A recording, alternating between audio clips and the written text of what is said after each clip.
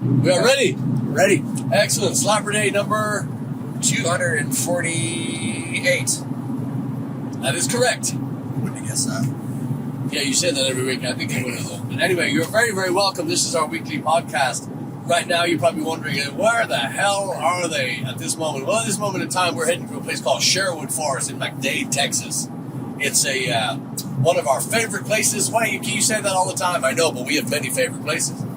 And this place is they're famous for their Renaissance Fair. They're also famous for their Celtic Festival, and they're also famous for having one of the greatest areas, outdoor areas in Texas. Trees and woods and friends and fresh air and just a delight. Always excited. Always get my dander up when it's Sherwood time. Dander. Yeah. Dander, yeah. Say what you see, Chad. Say what you see.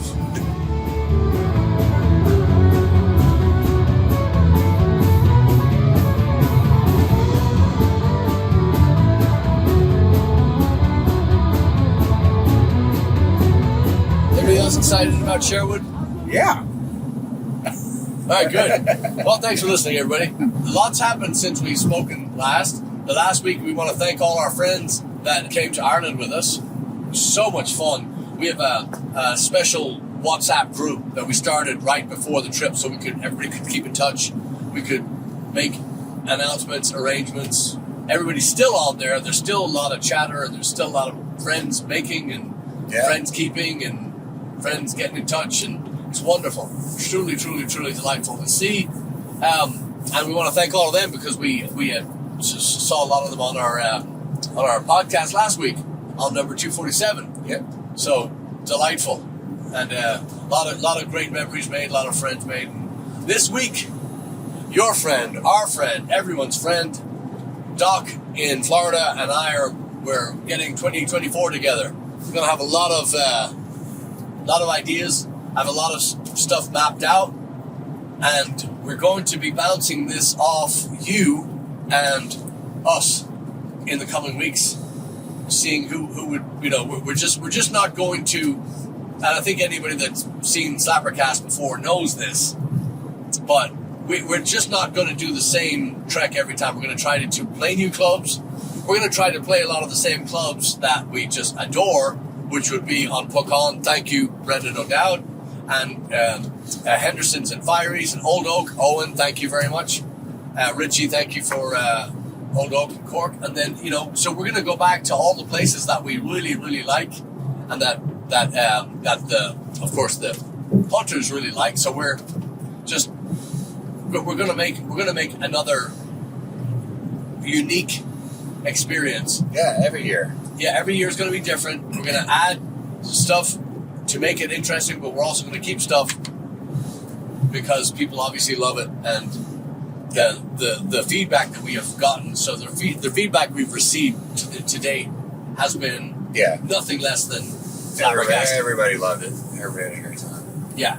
Chirpa was talking about the Arizona crew, how chatty they've been, and how... Yeah, I just think it's so neat how even post-trip, it's like we haven't even left, or we're still there, It's like, we're just talking, like, when's the next one? And, man, I love that. I love how it brings people together, especially those people I haven't seen. And we saw them when we toured through Arizona, but other than that, you don't see them. And it's really cool to be able to reconnect and just stoke those fires and friendships. And, oh, man, like I said, that message I got this morning was, man, that was a once in a lifetime. Let's do it again next year. It's like, oh, I love that. And the fact that they didn't want it to be over. Yeah, so soon. They're like, man, we wish it was longer. Yeah, and even people who are homebodies, they're like, I wish it was longer. Like, it's cool to hear them say that. So yeah, I get that a lot. Yeah, and we also have a very special guest with us this week, don't we? What? Hi. Who could that be? That's Merch Maiden Dose. Mm-hmm. She's coming with us for. So, Chad, would you explain, please, what we're playing today at Sherwood Forest Faire? I'll do my best. Do your best. This is a thingy called Hynafol. Thingy. That's a very, very important term. That's what the kids call it. Yeah, all the kids. How did you pronounce it? Hynafol? I don't know if that's how you say it. That just looks like how it's pronounced. It is a immersive role-playing, I guess you would call it a LARPing event. LARPing is live-action role-playing, where essentially it's like hardcore Renaissance Fair, where in order to get in, you have to be dressed in period clothing. They'll turn you away if you're not. That's what we're told. Although they told us we don't have to dress up. So they booked us because apparently the people who are involved in this wanted. So why isn't Blaggards here? But yeah, it's supposed to be everybody plays the part. Everybody's pretending that they're in the period of the Renaissance, whatever. Essentially that's what Renaissance fairs are ostensibly. I mean, that's what their Texas Renaissance Fair, as I remember it, was. Except you didn't have to dress up to get in. But as you were walking around when I was a kid, that's what the Texas Renaissance Fair was. Everybody was pretending that it was Renaissance times.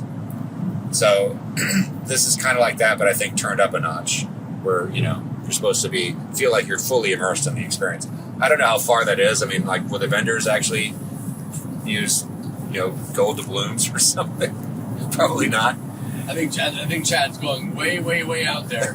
Yeah. But that was my question. I was like, because Patrick and I talked about this, like, why did they book us for this if it's supposed to be so the Kai, the gentleman that I spoke with about, because that was my question to him, was I said, look, yes, Sherwood, the answer 9 times out of 10 is yes. Yes, we'll go out there, love it, and love the people, love the camaraderie. You talk about a feel of community, camaraderie, companionship. That's Sherwood to me. Yeah. They've done it right, and they, even people that I didn't think would get it, got it when they experienced Sherwood. And I'm not a TRF fan at all, just because I've just missed it. Thing. Yeah, well, I went there and I didn't understand it. Anyway, that's another story. Sherwood, yes. TRF, no. Ask me.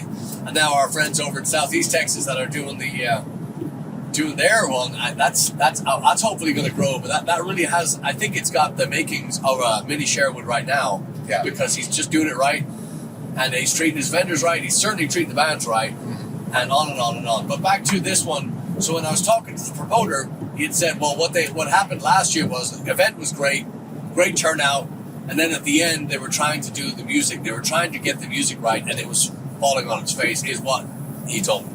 So what they wanted to do was bring us in. I said, you understand we're electric, and we can't disguise the, do the ZZ Top furry guitars or do whatever, it's what, we do what we do, and it's not going to be, I said, if you'd like, we could do the pirate thing, and he goes, perfect, that's all we need, just pirate light, if you will, but just come out and do what you do, because it was, we'd been requested, and many people, had asked, so we said yes. So it's always a delight to go out there. I just had no idea what LARP was. I thought that was a sexual noise that you didn't talk about, but that's why I drive and spend a lot of time alone. When do you come up with this stuff, dude? Well, LARP. Think about it. LARP. Yeah. Have you ever heard, No. Incomparable mind right here. I didn't know you were listening. Sorry. Oh, yeah. Whoops. I always do. Okay. It's always a thrill to get to go and play your music, but it's also very humbling too when you find out that these people just they don't forget you. They still request. It's just such a wonderful event. So it's our first time. Hopefully we'll get pictures. Hopefully we'll have some stuff we can show you on SlapperCast episode 248. We got many tales to tell, but first I think we're going to kill and shine a light. And I hope you enjoyed our last week section when we had our friends from Brenham, Texas, Julie and Cameron, and do their song, their kill and shine the light. That was nice. We're going to do that again too. So beware, slapperheads. So yeah, what have you been doing, Cameron? What have you been doing? I've been going back and getting the can opener to open up the top of the can of SlapperCast archive. And I like to light a cigar, prop my phone up against the thing, put the earbuds in, pump back and watch you guys driving and talking shit and killing shit and shining the light on shit. It makes me happy. I love it. My kill today is I'm going to kill a song I haven't even heard. Okay? I'm just going to kill a song that I don't know anything about. Preemptively. Are you gonna make someone cry? What's happening here? Let's find out. No, seriously, the song I'm going to kill is Tracy Chapman's Fast Car. Not her version. Whatever country version just made a bunch of noise. Oh. Because what I'm sick and tired of is, and I haven't heard the countries. I've heard somebody won a country award for that song. I was like, man, can you go find your own depressing shit? Obviously you can because you're singing country.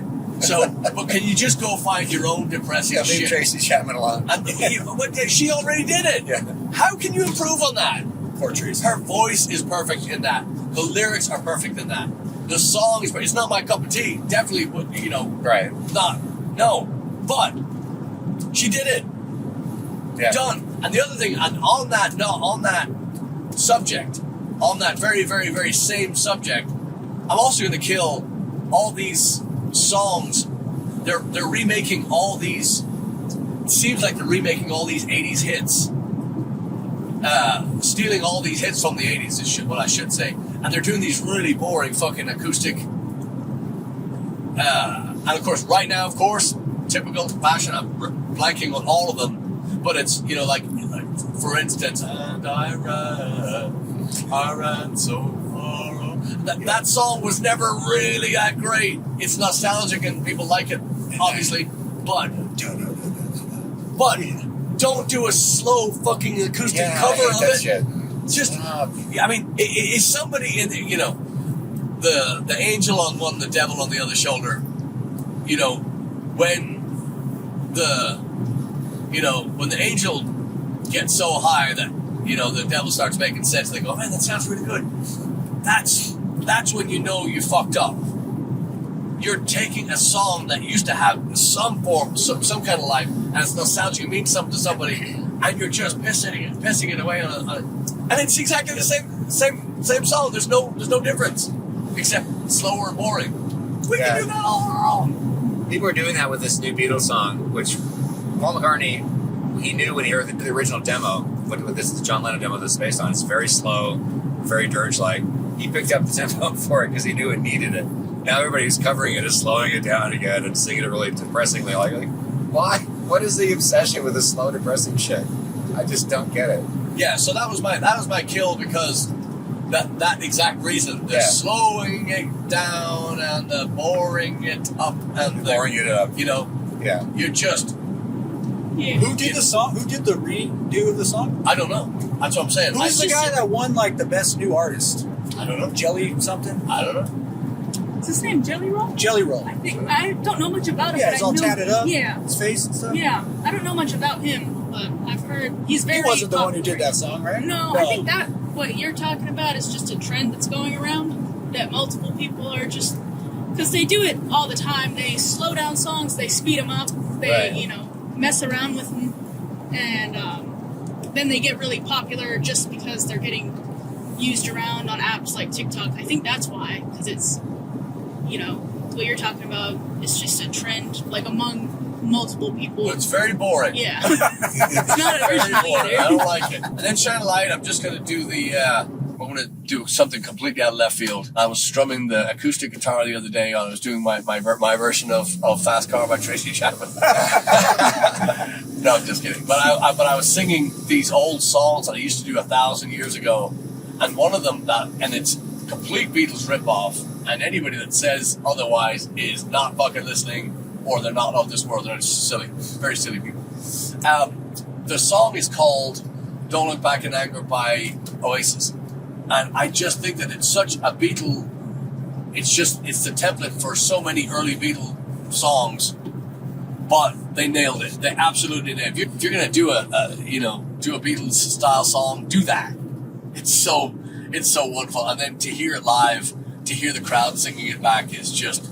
It's another one of those moments. I don't know the tour it was on, but there's a great Judas Priest moment when they come out and they do Breaking the Law, which is arguably one of their best songs ever. And I don't mean best in, it's not close to as good as Freewheel Burning or any of that kind of stuff, but it's one of these songs that, much like Don't Look Back in Anger by Oasis, it's one of these songs that it's just it's the anthem of its time. It's that metal, you know, that Denim and Leather by Saxon or Run of the Hills by Maiden or whatever that stamp on it, that's theirs. And there's this great moment where they play that song and Rob Halford, the singer, doesn't sing a word. The crowd just takes over. And it's so fucking cool. Because they don't miss it. They don't miss a beat. They don't miss a lyric. They don't fudge anything. It's so powerful. Got a little goosebump here. But just the power of music to take a stadium of that size and have them sing back your song. And he didn't, you know, I think the most effort he put out for the whole song was holding the microphone out to the crowd. It was beyond. So anyway, that's my kill, my shine a light. Who's going next?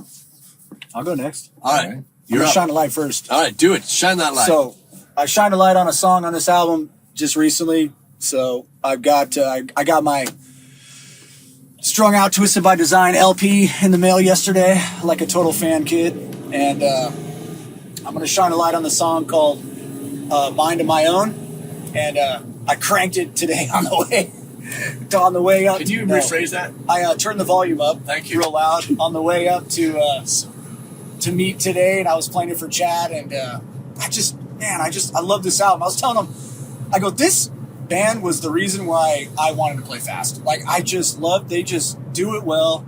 But I will say this, after listening to that song today, I was like, they should remix this. They should remix this album. They should turn the vocals up.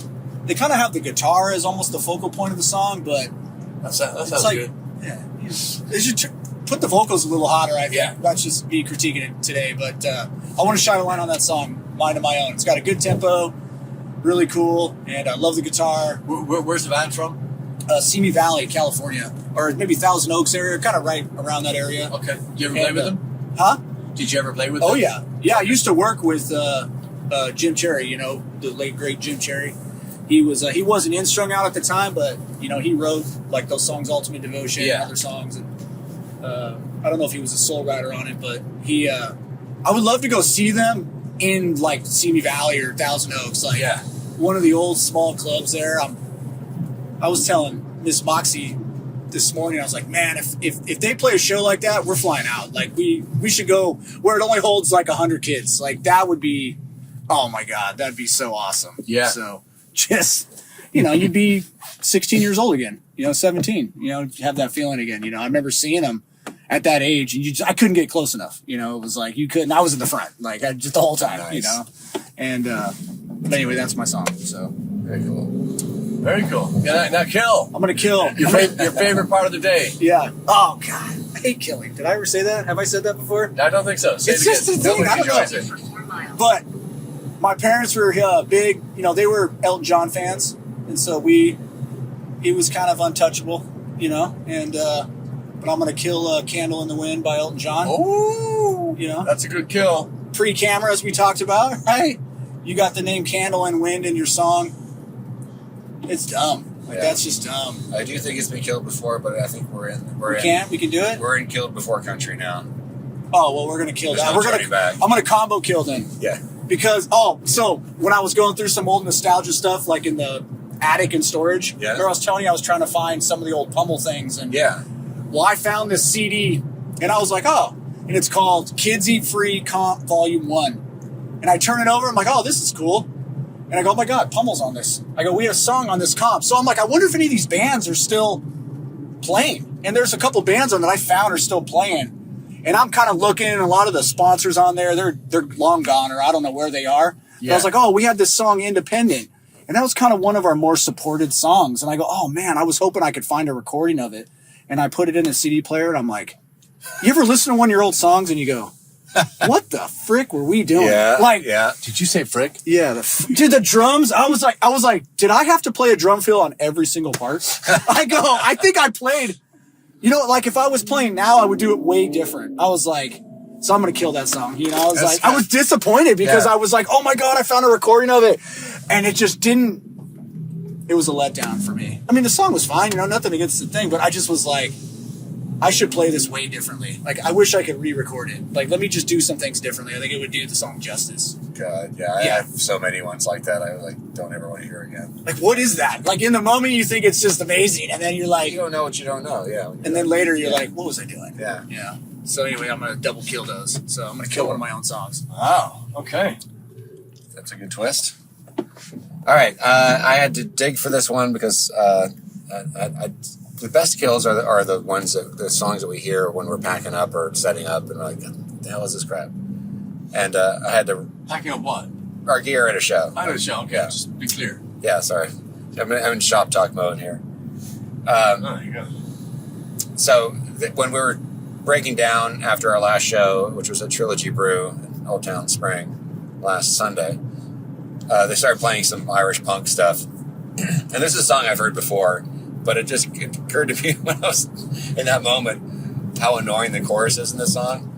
And I hate to kill songs by people in our so-called genre because I know that some of them probably listen to us. But the chorus is it's a song called Touraloo by the Bollocks. I thought you killed this one already. I don't think so. Oh, you don't like that song? I was complaining about it last on Sunday. But the chorus is if the chorus just did the first part and then maybe had some actual lyrics in the chorus, it might be okay. But he goes, Touraloo, Touraloo, Touraloo, Sorry. Touraloo, No, I mixed Touraloo. up with the Yeah, that part's okay, but then he keeps going, Touraloo, Touraloo, Touraloo. God. And then he starts screaming it, and it just keeps going. And I that's the kind of stuff. That's a really good example of the kind of Irish Celtic punk, whatever you want to call it, that I just can't hang with. That's the kind of stuff I can't listen to, and I'm sorry, guys. I'm sure they're really nice. I'm sure they're cool dudes and stuff, but I just can't stand that song. It reminds me of that Pennywise song that we were going to cover. Oh, back in the day. Was it Pennywise? Pennywise? In for Penny. Oh no, that's Buck 09. Buck 09. That's I can never get that right. Oh, But yeah. Drink fight. Yeah. No, that song's at least kind of funny. Yeah, I think it is. Anyway. All right, Shine Light. So, Shine Light. This is kind of an obvious one, but it's what I've been listening to this week. The Beatles just came out with a new collection, the Red and the Blue. I was never a Red and the Blue guy. You know, these were the best of collections that they put out in the early 70s that became actually really popular with fans. So they've just put these back out again with everything remixed. And so normally I wouldn't be that interested in this, but this means that I finally got the remix of my favorite, probably one of my favorite Beatles songs, Old Brown Shoe, which is one I used to cover back in the day. And Davey and I did it together later after that. Under the covers.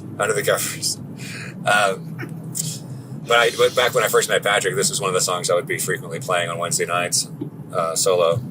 And it's a great, very underrated George Harrison song that he did with the Beatles.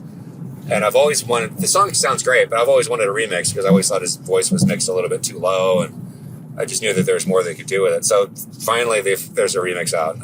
I did not expect this, but that was an unexpected surprise. And I was looking at the playlist of of the Red and the Blue. It's on the blue one, I think, the second one. And it's not perfect. A lot of the mixes that Giles Martin, who's the son of George Martin, has done now, a lot of them are great. Some of them are perfect. Some of them are not. You have flaws. Things I wish he hadn't done.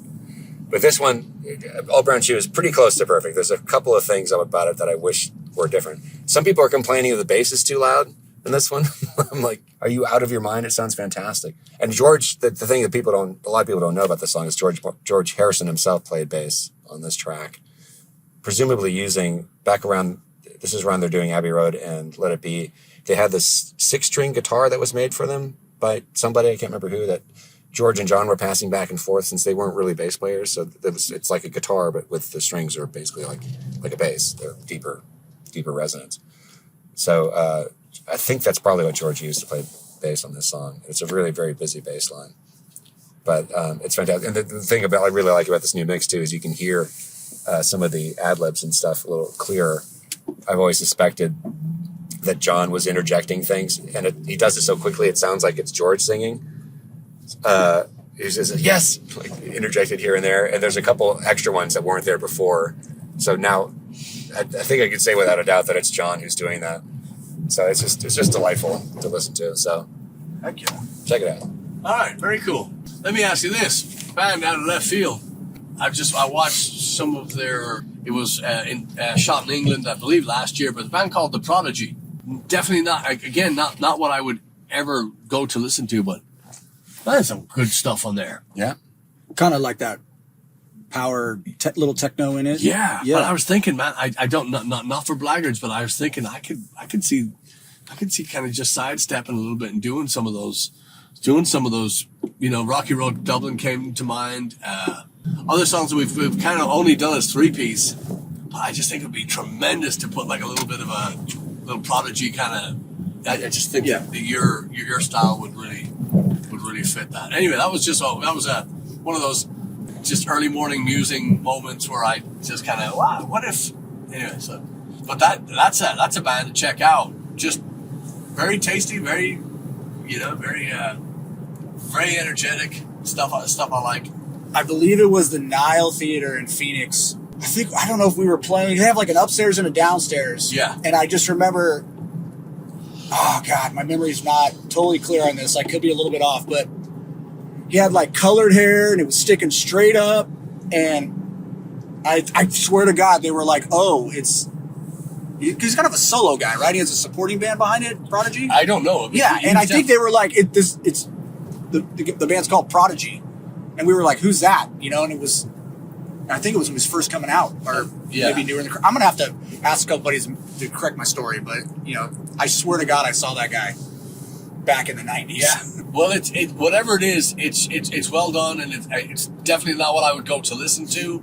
Nothing I would seek out. But I'm going to tell you, it's entertaining. It's definitely got the energy. Yeah, I love the energy. And I think bands that have that musicality built in, but yet with a lot of power like that, a lot of, it's just start to finish was really entertaining. And I just think for fun, it might be a great, might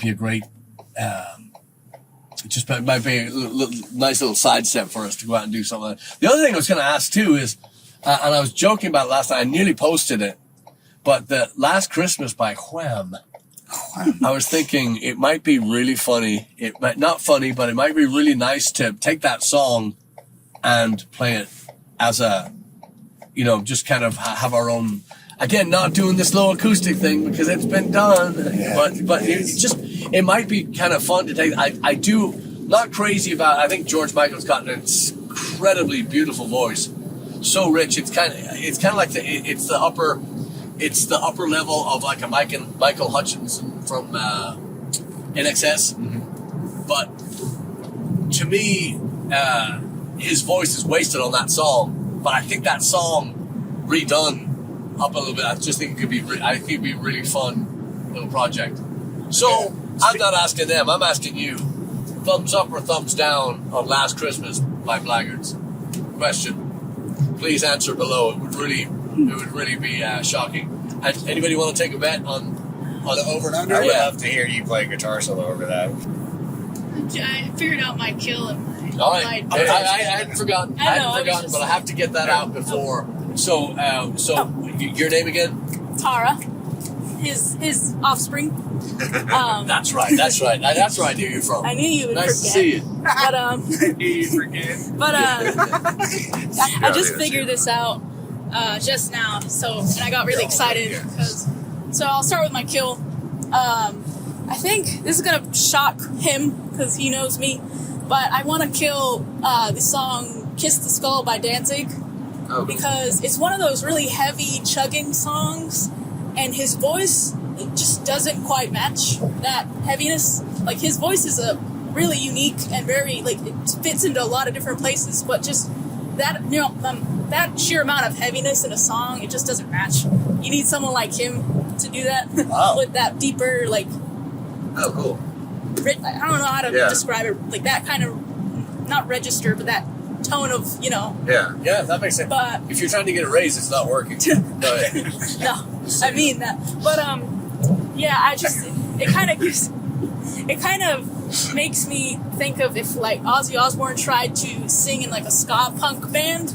and it's like it could work. You That'd could be put awesome. some work into it, like, but it just doesn't. It's not quite there. That's Right. really interesting because the timbre of his voice would work in this, but he couldn't. His mind is so fucking fried Yeah. that he couldn't. I don't think he could physically get the words out. But I see that right when you say. I would never have thought of that. Yeah, it's like because I just thought of that now. It's like it could work, but it's not fully working, and it's like I feel like it has wasted potential, as a song because it's so heavy. The guitar tone and everything is just perfect, and then the voice is just totally Not quite right. and out of place, and you're like, Wow. what gives? So I would kill that one probably 17th century guillotine style, preferably. Wow. So it's like wasted Wow. potential. That's too much. Like, come on now. Yeah. But my Shine a Light is the nameless one by Volbeat. That one, Still like that song. I listened to that recently again after years of like kind of skipping over it, not really thinking about it. But I really like that whole album. I Cool. really do. That song has a lot of nostalgia attached. Yeah, with exactly. And then I think of like it's that whole album's based on like the Old West and stuff like that, and I've always really enjoyed that theme. Yeah. And I think they did it perfectly with that album. I think that is one of their more underrated albums for sure. Cool. Yeah, so that's Dig it. yeah. Dig it. Dude, you're always so good at this. I Really? swear, man. Yeah. I'm like, I was just thinking you're going to become like an A&R person for label. oh my god, that's Oh yeah. yeah. I don't even know how to explain it. You're just a natural. Yeah. All right, you- thank you. You're a natural. Yeah, well, Tara's always had a very deep connection to music, and it's funny you say Danzig because I was listening to Mother, Yeah. thinking to myself, this is a good kind of shine the light on song. I think it's it's a painfully basic song. Yeah. There's nothing to it, but again, like the aforementioned "Breaking the Law" by Judas Priest, huge, Yeah. monster hit for them. And the reason I said you'd be shocked that I'd kill a Danzig song is because I used to be obsessed with that. I used to be obsessed with him. I remember. All of that's concerning. Very, very Yeah. worrying, but I'm glad. But I just kind of, when you're that involved and you really like that artist, you know what fits them and what doesn't to you. I mean, that's going to change from person to person. Sure. But for me, you kind of just have that gut feeling. It's like, Yeah. that didn't sound right at all. Yeah, oh, darling, that's not. Yeah. Yeah. I know you know this, but do you guys know where Danzig was born? Glenn Danzig? No. I feel like I should know this. Chad, would you just take a stab at it? I'm guessing not in America. You would be wrong. Oh. Houston, I Texas. have no idea. I mean, just take a wild guess, Chad. I feel like it's connected to you, Chad. Oh, New Jersey? Yeah. Okay. That's why I said Houston. I was like, I know. maybe There's Houston. a theme I got here. it. To me, it was one of those things where I had completely missed the Danzig train, missed the Misfits, missed everything. Just didn't know the first thing about them until this one came along, and then I said, hey, some of it's pretty good. Some of it's very like remedial sounding, to where the guitar's not kind of in tune, and and it's just is overdone. However, he's got some great stuff, and he's influenced some major players. So, and it was just funny to me that it was New Jersey. I was like, "Are you fucking kidding me?" He's that. I think I should be from New Jersey because I don't have sleeves. Oh, I love the song 138. Oh, Yo, yeah, that's a 138. great- Oh, Yeah, man. I'm gonna have to pull out some of those songs. You don't listen. You don't like. I don't seek them out, but I'm like, oh, dude, I need to pull it I out. know. I think it's time to pull it back. Some of those Yeah. things that comes Isn't back that to funny? Yeah. Because I remember when we went to Ireland in the summer, 2016, that was what I was listening to like the whole trip. Like that. This moment in time, kids, if you've listened to SlapperCast before, and if you've listened to any of the past episodes, I've been preaching this since SlapperCast episode 0008. And, or maybe it was 7, but it doesn't matter. I've been preaching this thing for the whole time. Music is so powerful. Music is so important. Music, art is such an incredibly necessary part in people's being, in their upbringing, in their personalities and everything. You've got to go and you've got to go check out these bands. You've got to go listen to music. You've got to go see live music. You've got to go. You can't let this shit die. You can't choke this shit to death because it's not just. I mean, it's funny. These personalities are so different, yet we can all find common ground in these. You know, in Last Christmas by Wham. Wham. No, you know what I mean. You can take the craziest walk of life, people that you just never have anything in common with, and find a commonality. You can find that common ground with. It's just there's nothing on the planet like it.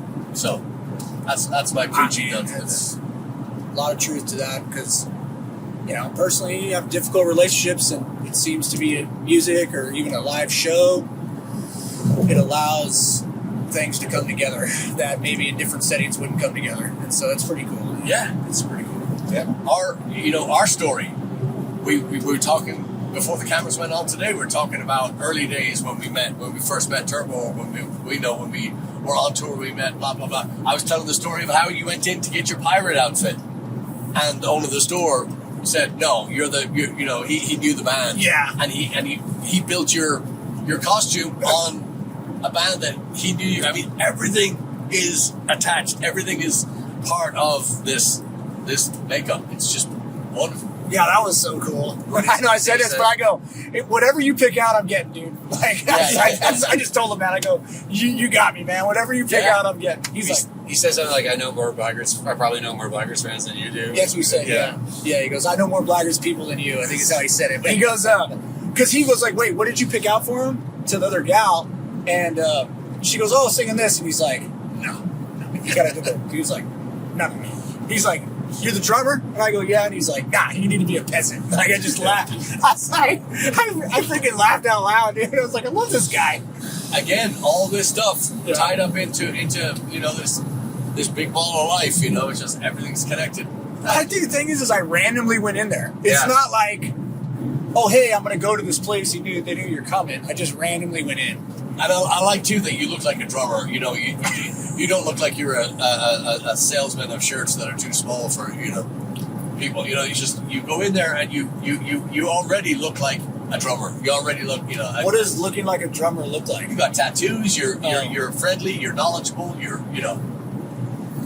We did this thing. You just brought me to this story. I can't. It's a long time ago. This is when I was playing that band, the Easy Kill. We just got together and we had this guy Sean singing. Sean was more of like he was younger. He was kind of more of that emo look, got the hair like this and big piercings and And you did this thing where you played a couple songs for him and then they like critique you, right? Yeah. And there was, I don't know, a handful of bands that did it. And anyway, when the show was over and we're sitting down at this table and they're like going over it, they're like, well, he fits the part, but the rest of you guys don't really look like you should be in a band.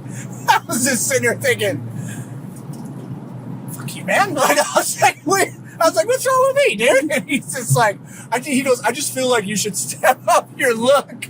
Oh, man, I walked out of there, I was like, man, he had me questioning my whole life. I was like, what am I doing wrong, dude? Like, I was like, if that's your only critique that you got, we're doing good. I was like, whatever, dude. I have a similar story. Chewy's Westheimer, early 90s. I remember the table we were at. But I was having dinner with a friend of mine's band. And I believe everybody in the band was at the table. And the waitress, we got talking to the waitress, and she's very friendly and talking to blah, blah, blah. Well, she flat out asked me, she goes, are you in a band? And I go, no, but they are. And she kind of looked around the table and kind of, that was the end of it. And it's those preconceived ideas that you have in your head of what the band looks like. And I just did it. I just said, you look like a drummer. I stand by that. However, I had long hair and I wasn't in a band. Didn't even play any music at that time. But the people I was with at the time, they were all in a band. And she goes, you're in a band. Then the rest of them kind of, short hair, respectable clothes. And she just didn't want to know. Yeah. So it's funny. It's funny that again, music has that.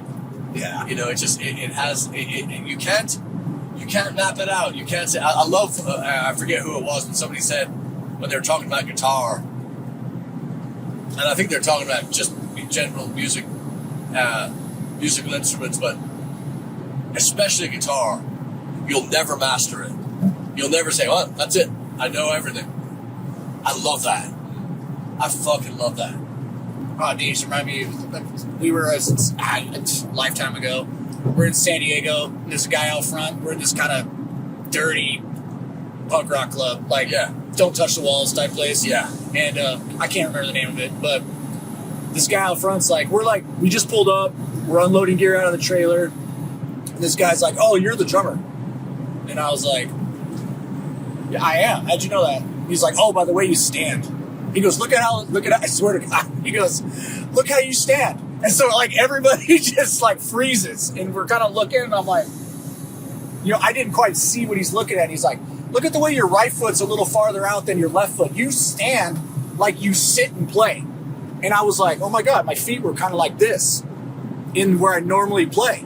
I was like, and then Sherlock. and then my brother goes, "Hey man, whatever drugs you're on, dude, will you just share with us?" And like, because it was so weird. This dude was weird, and he didn't even come into the show. He was just outside, like leaning against the wall, smoking. I'm like, total weirdo guy, but just that was it. Like, that was the only time this dude was in my life. Like, he told me how I stood, but oh man, it's so weird. We've met those people, and of course we all have, but we've met those guys that are excruciatingly deep, and sometimes it's just completely out of the fucking mind. Yeah. But the ones that just kind of nail it, they've seen things that I don't know if you want to see or you want to hear about. Just very observant, Yeah. Yeah, I just remember for a certain amount of period of time after, I was trying to change the way I stand. I was like, I gotta be incognito. No, you gotta be proud of that this shit. guy got in my head. I'll tell you a funny story. Continental Club, many, many moons ago. Chad, you may or may not remember this. One of the funniest guys. Luba is hands down our favorite sound guy that's ever worked in the Continental Club. Very, very close second would be Chris Heinrich. And the reason why I'm putting them in order like that is because Luba is a national treasure, because not only is he a phenomenal sound guy, but he's also out of his mind player, musician, singer, songwriter. Yep. Brilliant man all the way around. So, anyway, that's why I put them in there. But one of the funniest things I ever heard was Chris was, what's the saying, was as dry as a popcorn fart. He was monotone in his delivery, but kind of just understated and very, very matter of fact, incredibly smart. Brilliant mind. Great guitar player too, good bass player, great singer. Anyway, get to the point. God damn it, it's not worth this. I'm trying to paint the picture. So we're on the stage and we're sweating like pigs and we're just, end of the show. And Chris does that thing. He's usually got something in his mouth, chewing on a straw, or he's, and he kind of comes up to the band. And he goes, pretty good. You guys ever thought about taking it to the next level? Oh my God! I thought I was gonna wet if I hadn't have sweat so much, it would have been an accident. It was so perfectly timed. And he'd be doing jokes like that over the monitors. Nobody else could hear it. Yes, in the monitors. So not our ears, just the monitor wedges back in these days. So he'd be just kind of muttering things to us as we're setting up and breaking down. We're up there cracking up. We looked like lunatics. We were all standing there just laughing, just breaking out simultaneously, breaking out into laughter and going, "This must look so funny." But then another great Chris moment, and I may have told this one on here before, so fast forward or slap forward if you feel I've told you this before. But another great Chris moment was outside the Continental Club, and the late Wavy Gravy, our friend Dave, passed away a couple of years back. Yeah. But he was outside. It was Chris, myself, David, and maybe two other people, maybe just bystanders or whatever. But there was a conversation going on. Oh, I know what it was. There was another bouncer from another club that was talking. Dave was kind of he was kind of the handyman, the hands on everything in the club. Brilliant man, brilliant. Knew all the homeless guys. He knew how to take care of every single situation in that club. Just an amazing man. So Davey's out there. He's telling their story. Dave. This one time this guy stabbed me here and he shook us. Yeah, this one time this hurt like a son of a bitch. A guy hit me with a rock here, and I got this scar from the they're all just trading battle stories, and the other bands are going, yeah, I've got a scar, broken leg, and they're just going back and forth, and Chris kind of leans back and goes, yeah, but have you ever been in love? Again, I thought I was going to lose my fucking lunch. I was like, God damn, it was so good. His timing, I cannot even pretend to know I knew how well his timing. You just got to take my word for it. It was one of those. Chris had the best. Well, I remember, you're talking about the monitors too. So one of the times I was checking the monitor, I remember standing in front of him, check. Hey, you get it too. And he whispered, "Hey, what did the Mexicans say when the house fell on them?" I said, "I don't know. Get off me, Holmes." I'm going, Chris, you've got to go get a job. You can't do this anymore. But Chris is one of those guys. If you want a vintage 1962 BMW 50cc motorcycle with a sidecar and a helmet from World War II, I mean, he's got everything. If you want a guitar, you want like a rare Gibson, urethra, guitar model with, 2 strings and a backup, whatever. He's got the gear. He can find it for you, he will get it for you, and he will sell it to you. Chris knows everybody, everything. One of his best friends, Billy Gibbons, ZZ Top. Anyway, so before we go any further, this is going way too long. This is going to be a 3-parter. We should thank all of you for listening. Thank you, Tara, today for doing the handy-dandy camera work. Appreciate you. And we're really looking forward to tonight. Hopefully we get some footage. We'll be able to show you what life is at Sherwood when the lights go down. So anything else to add? No. Oh, O'Mannon's this week. Yeah, see us. right, yeah. We're going to be back at College Station. That's correct, sir. Actually, if you look out the window right now, College Station right there. 37.2 miles, right in that direction. So, anyway, thank you all. Okay. Thank you. See you next week. Cheers. Thanks, Tara. Thank you, Pedro. Thank you. No, I appreciate the editing and everything too. I don't know how much people on the floor. Oh, not much. It's good. No, Once I saw the one where you guys are just like, oh, Cameron and Julia, it's so good. Yeah, we did.